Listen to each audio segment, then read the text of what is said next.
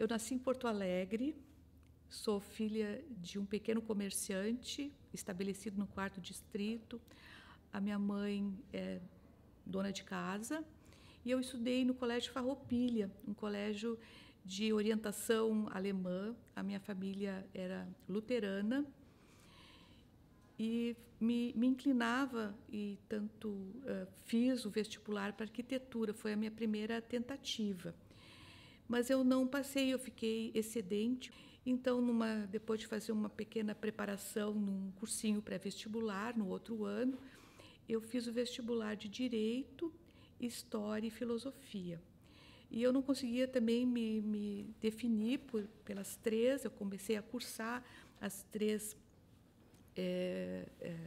os três cursos e foi bem puxado, mas meu pai decidiu por mim até, porque na filosofia foi bem no episódio da invasão da reitoria pela cavalaria, e naquela tarde, no final de tarde, eu não pude sair da faculdade, da reitoria, porque ela estava cercada pela cavalaria. E o meu pai ficou me esperando na parada do ônibus, e quando eu cheguei, então, finalmente, ele disse: este foi teu último dia do curso de filosofia, tu fica só na PUC agora, que lá é mais tranquilo. E, claro, na época em que eu era jovem, os filhos obedeciam, e eu, com 17 anos, realmente me retirei da filosofia e passei, então, só a frequentar o curso de Direito pela manhã e História à tarde na PUC. Aí, problemas financeiros, o meu pai, então, me fez optar por um curso, já que ele não podia continuar pagando os dois cursos. E eu realmente optei pelo Direito e, para minha surpresa, até me saí bastante bem. Fui laureada na PUC, a terceira laurea acadêmica naquele ano. E eu nem me dava conta disso, só no final do curso que eu vi que realmente eu tinha feito um bom curso, né? Passei a trabalhar, eu tive a sorte de ser aceita num escritório de advogados muito competentes, muito bons, que tinham muitas contas de companhias de seguros.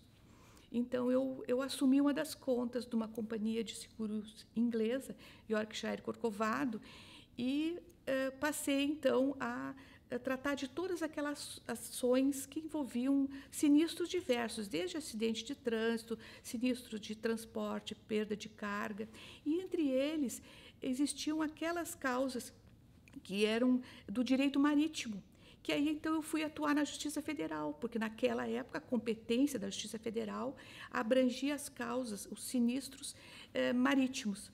E aí eu então travei contato com essa justiça, né? E meu primeiro juiz que eu fiz uma audiência como advogada foi o Dr. Costa Fontoura, né? E a minha ex-adversa era a doutora Betty Borges Fortes, né? Então, eu passei então, a admirar aqueles magistrados, porque o Dr. Costa Fontoura, ele era uma pessoa muito aberta, assim, muito simpática, embora muito sério. E ele convocava os advogados para a sessão de publicação da sentença. Então, ele nos convocava, nós sentávamos e ele lia a sentença, né? Então, foi assim que eu tomei contato com a Justiça Federal, passei a admirar, né? Achei que eram menos causas, me pareceu assim um andor assim, né, mais tradicional, e eu admirei bastante. Após mais ou menos uns 3 anos, eu me dei conta que eu praticamente não tinha vida pessoal, porque era uma rotina bastante pesada. Eu passei a ter um sonho recorrente. Eu deveria comparecer em todo o interior, inclusive Santa Catarina, para fazer as audiências dos sinistros de trânsito. E já em vigor o rito sumaríssimo, a minha companhia, no meu sonho, né, era pregoada, e eu corria pelo corredor, e quando eu chegava na porta, o juiz tinha decretado a revelia da companhia. Então, foi uma angústia muito grande. Então, eu pensei, bom, eu vou ter que fazer algo mais tranquilo que a advocacia privada, mas eu aprendi como é difícil, né, como é desgastante a advocacia. Eu tive essa experiência e gostei muito dela. Então, eu passei a fazer alguns concursos e fui exitosa neles. O primeiro que eu assumi foi na Previdência Social, eu fui procuradora do INSS, e aí voltei a atuar basicamente na Justiça Federal. Depois fiz o concurso para o BRDE, depois o Banco Central. Então, no Banco Central eu fiquei 11 anos, e aí realmente, praticamente toda a nossa atividade era na Justiça Federal, travei um contato maior, né? Passei também a conhecer melhor os outros magistrados, que todos me causavam assim, boa impressão, e eram pessoas muito tranquilas, né? O que me levou a desistir dessa atividade de advogada do Banco Central? Começou a ficar progressivamente mais difícil defender o Banco Central em um período em que, para dizer o mínimo, os impostos eram instituídos por resolução do Banco Central, né? Depois vieram os planos econômicos, e essa defesa também foi bastante difícil em alguns aspectos. Chegavam a me revoltar, porque eu tinha que sustentar coisas completamente contrárias ao que eu pensava, né? Então, isso começou a ficar progressivamente mais difícil, e eu comecei a pensar realmente em sair, né? Em procurar um outro caminho.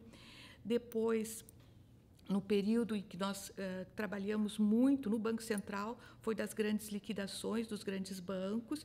Isso foi uma experiência bastante interessante.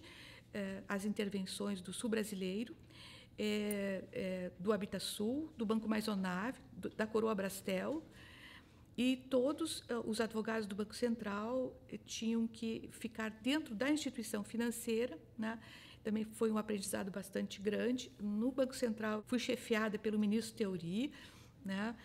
Fui colega do desembargador Darós, e o desembargador Tadac era advogado do Banco Central, né? E diversos outros que depois se tornaram magistrados federais foram advogados do Banco Central. Numa época, nós éramos, entre as instituições públicas federais, a que mais tinha juízes federais. O primeiro a nos deixar foi o Darós, né?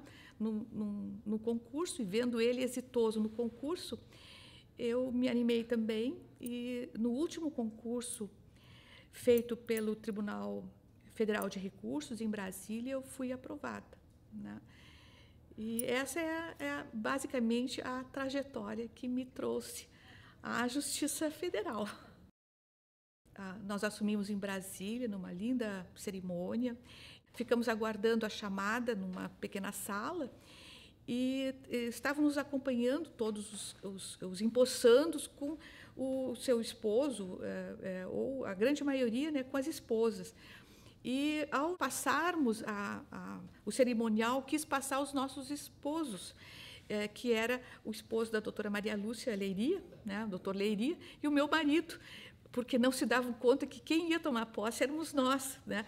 Então, só para registrar assim como o elemento feminino ainda era uma raridade, né? Aí, no outro dia, foi dia 26 de fevereiro, alguma coisa assim. E 2 dias depois, então, nós já estávamos de volta, e eu era o plantão na Justiça Federal. Claro, como é que eu não iria assumir o plantão? Nós tínhamos passado num concurso, né?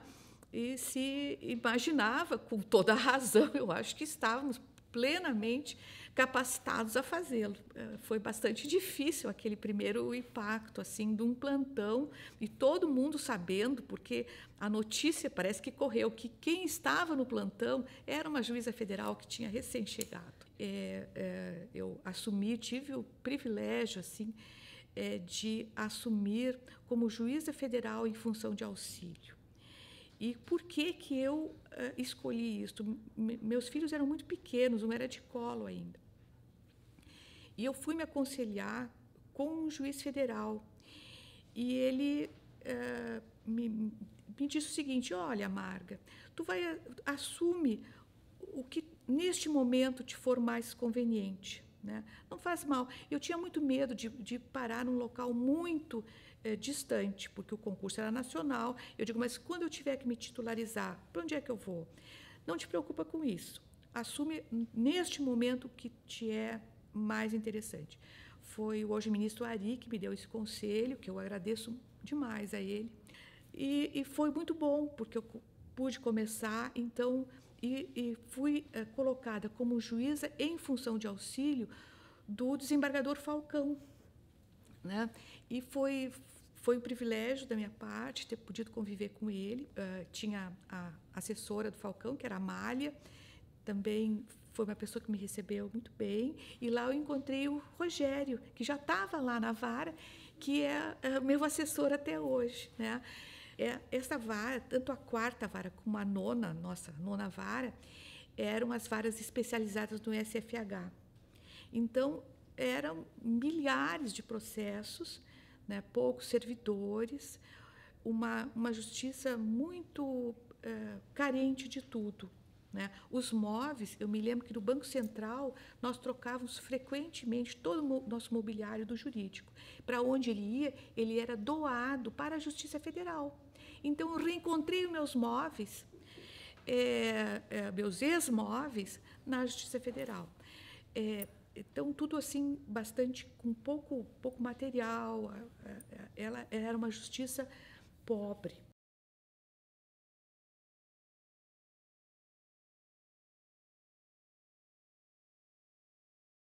Eu fiquei sempre lotada em Porto Alegre e fazendo as férias, porque os juízes federais eram muito poucos. No período de férias, então aí eu me desloquei, eu fui a Passo Fundo, Santa Maria, Criciúma, Joinville, tudo quando os titulares estavam em férias, o que também foi muito bom, né?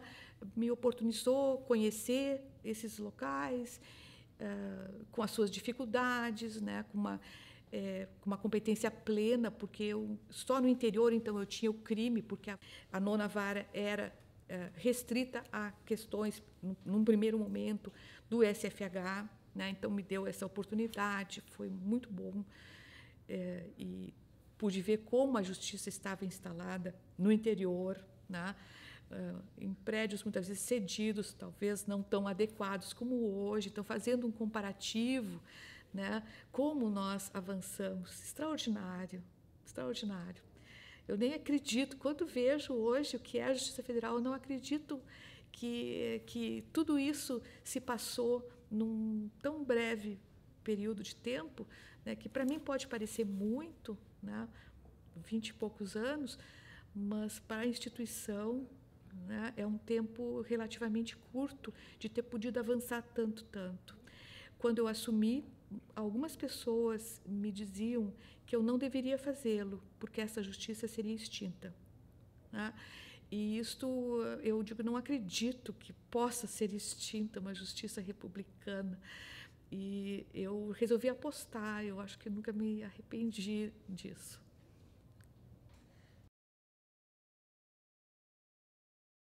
Eu confesso que, ao assumir na Justiça Federal, a nossa carga de trabalho era muito grande. Eu realmente não tive muito tempo de fazer muitas reflexões. Havia uma esperança, né?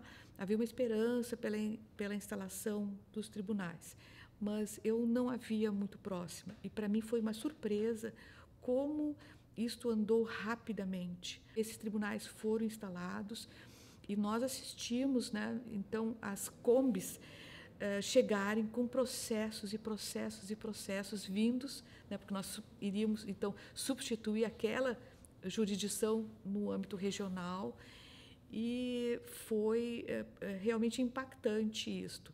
Havia aquela disputa de onde seria instalado, lembro do trabalho dos nossos colegas, e, enfim, foi com surpresa que eu vi a instalação dos tribunais, né, tão rápida.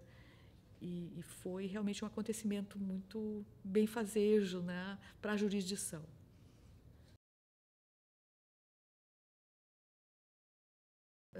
na Justiça Federal de primeiro grau, nós éramos uma grande família, né? Todo mundo se conhecia pelo nome, né? Isso mudou radicalmente.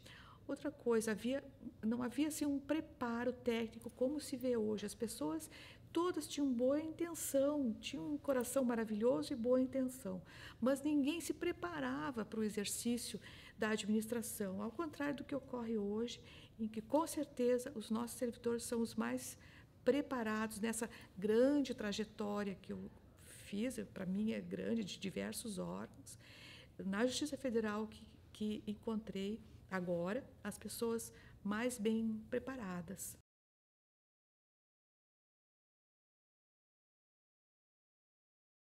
Quando sobreveio o Plano Collor, como eu estava muito incomodada de defender o indefensável, quando sobreveio o Plano Collor, eu tive a felicidade de já ser juíza federal. E naquela ocasião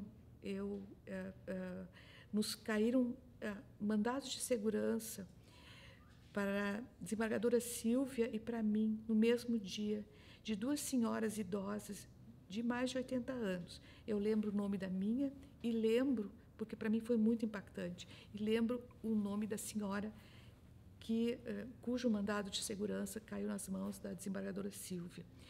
E nós concedemos a liminar, liberando os dinheiros daquelas senhoras que dependiam deles para viver, porque uma estava acometida de uma doença gravíssima num hospital, precisando viver mesmo, gastando aquele dinheiro. A outra, a minha senhora, ela não tinha nenhum parente, né, ela não tinha filhos, ela estava num asilo, ela tinha vendido a casinha dela e estava com aquele dinheiro mensalmente pagando para que cuidassem dela. E aí eu tive assim um privilégio de concretamente naquele mesmo dia o dinheiro ser liberado, porque se tinha decidido assim, tínhamos visto que isto era inconstitucional absolutamente, e isto foi concretizado. Então, eu naquele dia pensei assim, eu não preciso fazer mais nada. Né? Não preciso fazer mais nada na justiça, porque isso já me deu uma satisfação tão grande, né? Que eu me considerei realizada, porque aí eu passei a dar aquela decisão para todos que estavam naquela mesma situação. Alguns eram cassados no tribunal, outros não, mas a grande maioria conseguiu recuperar rapidamente, né, aqueles seus valores na poupança. Né? Então, a gente vê a importância da Justiça Federal. Registro que naquele dia, ou nos próximos, quando foi noticiado, eu recebi telefonemas de colegas de outros estados dizendo: tu estás louca, tu nunca vais chegar a um tribunal. Nunca imaginei estar num tribunal, e imaginei que eu iria me aposentar no primeiro grau, mas houve na gestão do ministro Dipp a ampliação do tribunal. E com a criação de mais cadeiras, né, não houve assim na leva em que nos trouxe ao tribunal uma disputa muito grande. Não precisei pedir votos, eu não fui ao tribunal entregar o meu currículo, nós não sabíamos que tinha que fazer isso, e foram saindo as listas, e eu entrei em 3 listas de merecimento, e quando eu vi, eu estava no tribunal. Foi assim a minha chegada, ali na Mostardeiro, um prédio maravilhoso. Nós já estávamos melhor instalados, e se começavam então os projetos para a construção dos prédios onde ora estamos. Então, foi assim a chegada ao tribunal, foi sem sofrimento, sem campanha, muito tranquilo. Entrou um grupo de colegas muito queridos, muito bons, fomos muito bem recebidos, né? Não havia ainda as especializações que depois sobrevieram, e também foi muito bom. Fui eleita diretora da revista, E logo em seguida a revista se discutiu se seria mantida, se não, se seria criada a escola, se não. Então foi criada a escola, se deliberou por criar a escola. E como eu já estava diretora da revista, eu passei a ser a diretora da escola, né? Eu lembro que não houve assim uma nomeação muito formal.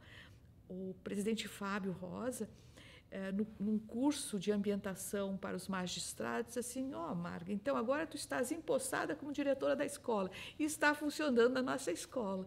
Digo, bom, então nós começamos a escola, né? De forma assim bem informal e simples. E agora é tudo isso, né? Como cresceu também.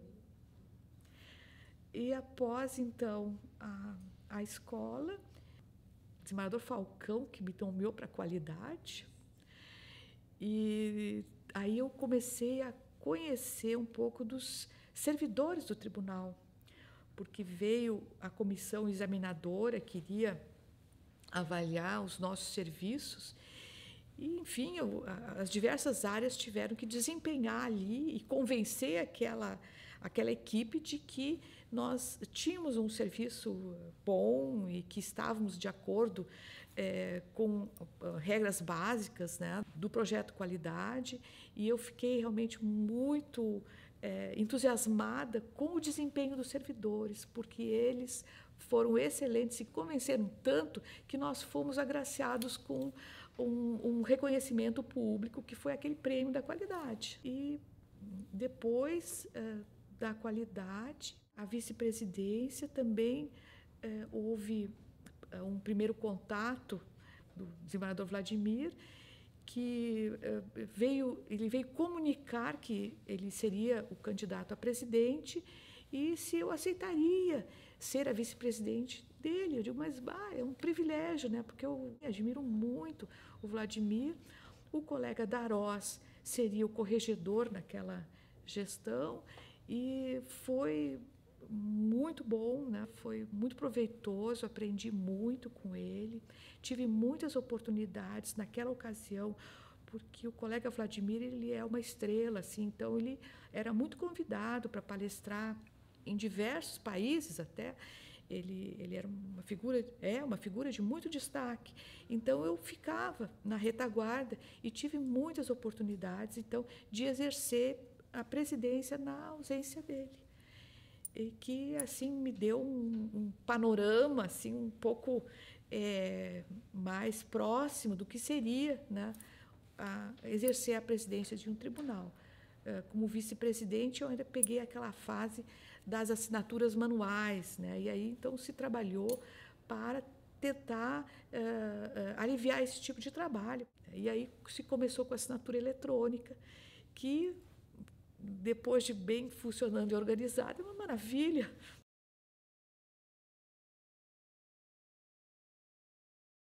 Ao assumir a presidência, encontro, né, graças ao trabalho concreto, né, encontro realizado, edificado, um tribunal exemplar, né? É assim que eu encontrei a presidência e tive a sorte de ainda trazer comigo aqueles que me acompanharam durante tantos anos, agregar aqueles que encontrei, né?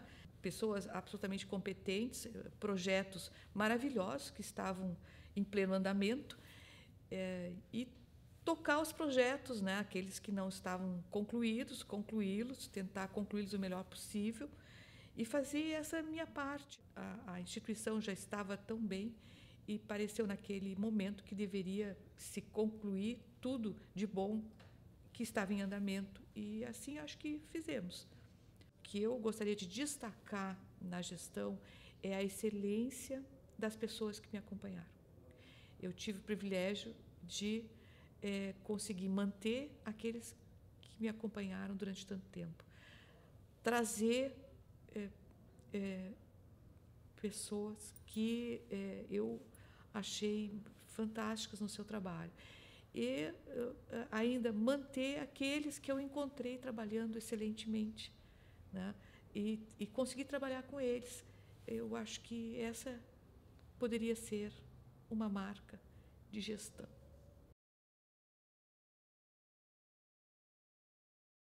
Então, aqui chegando, enfim, eu já tendo tomado contato encontrei o EPROC, né, o nosso processo eletrônico, fruto do trabalho, do esforço de magistrados e servidores, que se reconhece extraordinário, inovador, algo assim realmente revolucionário, pronto praticamente, né, apenas tendo algumas batalhas a vencer, aperfeiçoamentos a fazer, e não havia como não tocar para frente, e procuramos nos esforçar ao máximo para conseguir universalizar, melhorar, porque sempre é possível melhorar.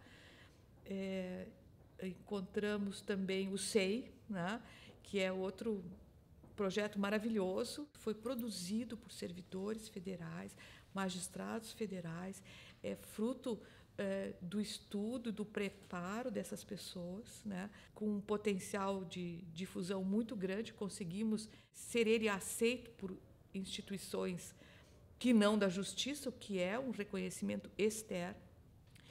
Ainda a modernização parece que se obteve com tela TRF, que também é um sistema que me parece bastante moderno, né? E é a justiça, sim, visível e presente. Eu acho que a Justiça Federal avançou muito, mas tem ainda muito espaço que nós podemos seguir.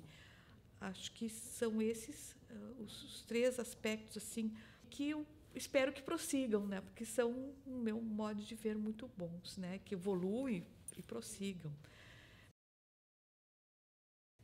Ainda teria como destacar assim a maior visibilidade que o tribunal teve, acredito, nestes últimos tempos, na visibilidade pública, né?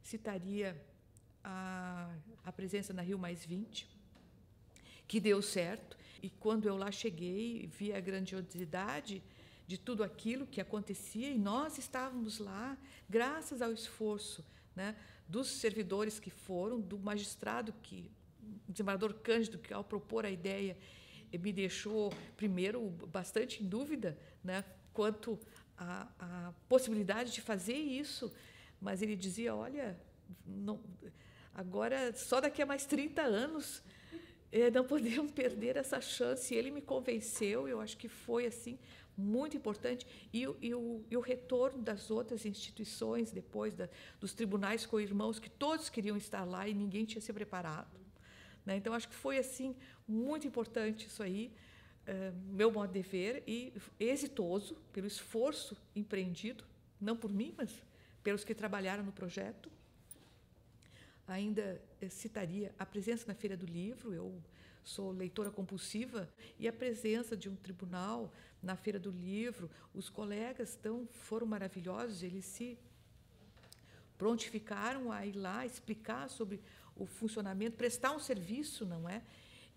Explicar sobre o funcionamento da Justiça Federal, eventualmente dar alguma informação sobre algum processo, e eu acho que é por aí mesmo, né? Eu acho que foi uma iniciativa que deveria continuar, né?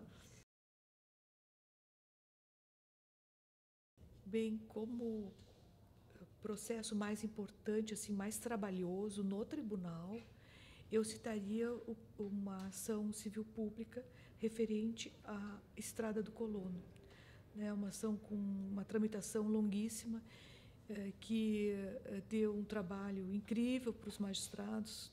Enfim, processo em que diversas decisões do tribunal foram anuladas, e as pressões compreensíveis, né, de todos os lados.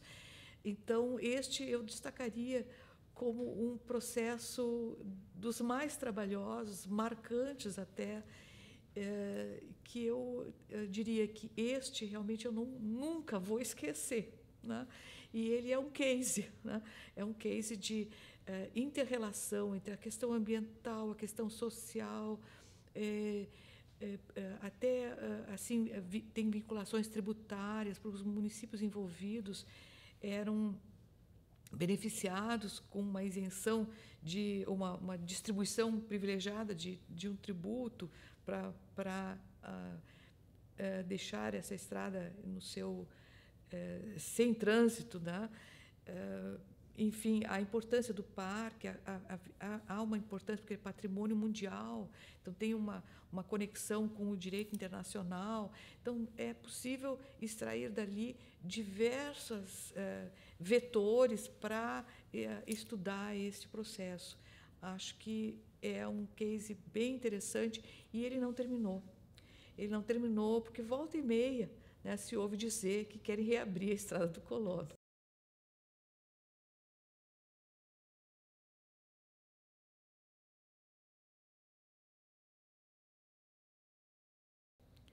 Bom, Norberto Bobbio disse que o homem é o que lembra. O homem é o que lembra. Isso não tem dúvida, né? E com as instituições é a mesma coisa. Se nós quisermos chegar a um lugar, nós precisamos lembrar de onde viemos, o que passamos nessa trajetória, quais são os riscos, né? Quais foram as vitórias, quais foram, eventualmente, os pontos em que nós não fomos tão bem, que nós poderíamos melhorar, né? E para que haja um futuro, nós precisamos ter memória.